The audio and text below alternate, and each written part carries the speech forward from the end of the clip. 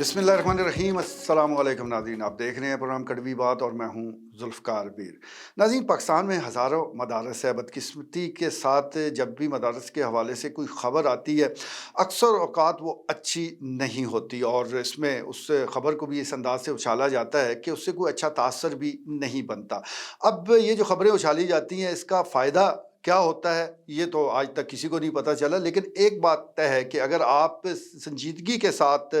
کوئی اقدامات اٹھانا چاہتے ہیں تو وہ ان مدارس میں اصلاحات کے حوالے سے ہے۔ ان میں جو تعلیم دی جا رہی ہے وہ کس طرح ان طلباء کے زیادہ کام آ سکتی ہے، اس پر بات کرنے کی ضرورت ہے، اور خاص طور پر جو درس نظامی اور اس میں جو اسٹوڈنٹ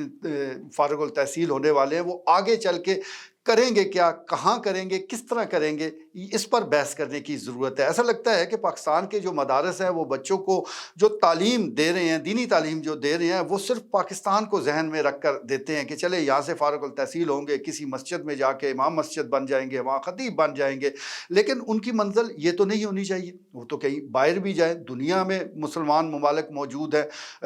بہت آبادی ہے، تو وہ وہاں جا کر جب ایک کمپٹیشن کے ماحول میں جاتے ہیں تو وہاں بدقسمتی کے ساتھ یہ کافی پیچھے رہ جاتے ہیں۔ ابھی گزشتہ دنوں میری ایک بہت ہی محترم شخصیت سے بات ہو رہی تھی، ان کا بہت ایکسپیرینس ہے، وہ کافی عرصے سے باہر ہوتے ہیں، مختلف مدارس کے وزٹ بھی کرتے رہتے ہیں، خود بھی دینی جو درس و تدریس کا کام ہے اس کے ساتھ جڑے ہوئے ہیں۔ ان کا یہ کہنا تھا کہ جو لوگ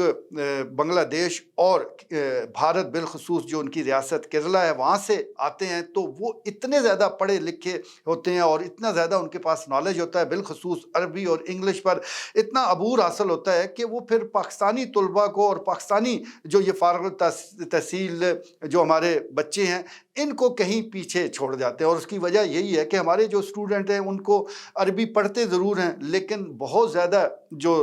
طلباء ہیں ان کو عربی آتی نہیں ہے، بس یہ زبان ان کو اتنا زیادہ اس کے بارے میں علم نہیں ہوتا۔ جب وہ عربی پوری طرح سیکھ نہیں پاتے، پوری طرح سمجھ نہیں پاتے، تو پھر ان کو پوری طرح مسئلے مسائل بھی سمجھ نہیں آتے، اور پاکستان میں رہ کر تو ان کا گزارا چلتا رہتا ہے، لیکن جب وہ مڈل ایسٹ یا دیگر اور ممالک کا رخ کرتے ہیں تو وہاں پر عربی اور انگریزی نے کام آنا ہے، اردو تو آپ کی زبان پیچھے ہی رہ جاتی ہے۔ تو اس سلسلے میں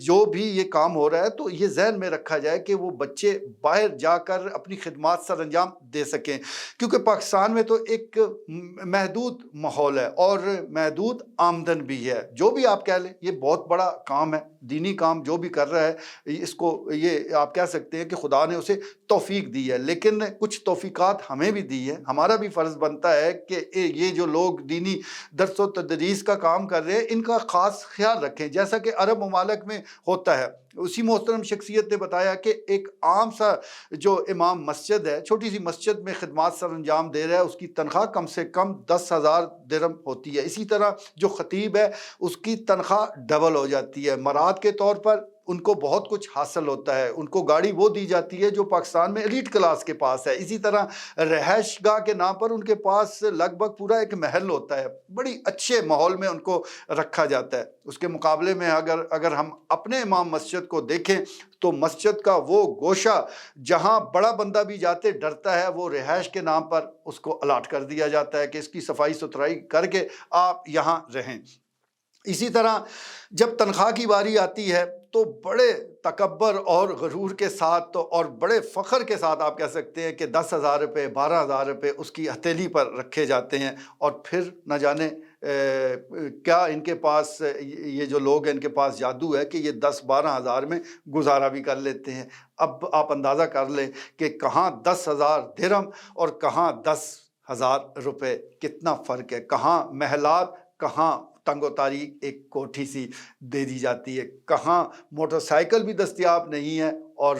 دوسری طرف بڑی بڑی گاڑیاں۔ تو پھر فرق کیوں نہیں آئے گا؟ پھر آپ کے پڑھانے میں جو دلچسپی وہاں ہوگی یہاں کیسے ہو سکتی ہے؟ پھر جو لگاؤ ہمیں وہاں نظر آئے گا یہاں کیسے ہو سکتا ہے؟ لیکن اس فرق کو ہم کم کرنے کی بجائے بڑھاتے جا رہے ہیں۔ بہت سی مساجد میں کمیٹیاں بنی ہیں، بڑی اچھی بات ہے، کمیٹیاں ہونی چاہیے، کیونکہ بہت سے مسائل ہیں مسجد کے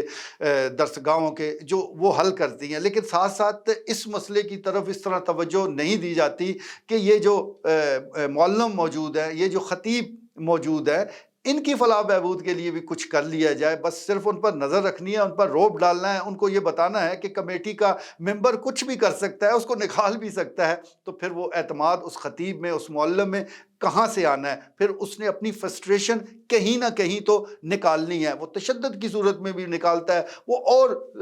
کوئی اور طریقہ بھی اختیار کر لیتا ہے، تو اس طرف بہت زیادہ توجہ دینے کی ضرورت ہے۔ یہ جو ہم سالانہ تقریبات کا بھی انعقاد کرتے ہیں، بچوں کو سرٹیفکیٹ بھی دیتے ہیں، تو یقین جانیے ان سرٹیفکیٹ کی اہمیت باہر جا کے اتنی نہیں رہتی، وہ بندے کو دیکھتے ہیں، اس کے کام کو دیکھتے ہیں، اس کے ٹیلنٹ کو دیکھتے ہیں، اس کی اہلیت کا جائزہ لیتے ہیں، سرٹیفکیٹ تو بعد میں باری آتی ہے، اور بعض اوقات تو ان سرٹیفکیٹ کی ضرورت بھی نہیں پڑتی۔ تو اس سلسلے میں ادھر کام کرنے کی ضرورت ہے۔ ہم مدارس کو لے کر بڑی تنقید کرتے ہیں، لیکن سوال تو یہ اٹھتا ہے کہ سرکار ہے یا سول سوسائٹی ہے یا جو اور لوگ ہیں، وہ یہاں اصلاحات لانے کے لیے کر کیا رہے ہیں؟ کون ہے جو رکاوٹ ڈال رہا ہے؟ رکاوٹیں اگر ہیں بھی تو اس کو اس انداز سے دور کیا جائے کہ جو ہمارا ایک بیسک سٹرکچر ہے وہ بھی قائم رہے، اور جدید جو تعلیم ہے، جو اصلاحات ہے، وہ بھی ان مدارس کا حصہ بن جائے، تاکہ یہاں سے فارغ التحصیل جو بچے ہیں جب باہر جا کر دیگر اور ممالک میں اور ممالک سے آئے ہوئے بچوں کے ساتھ بیٹھیں تو ہمیں کسی قسم کی شرمندگی نہ ہو،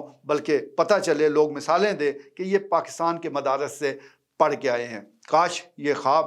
جلد شرمندہ تعبیر ہو۔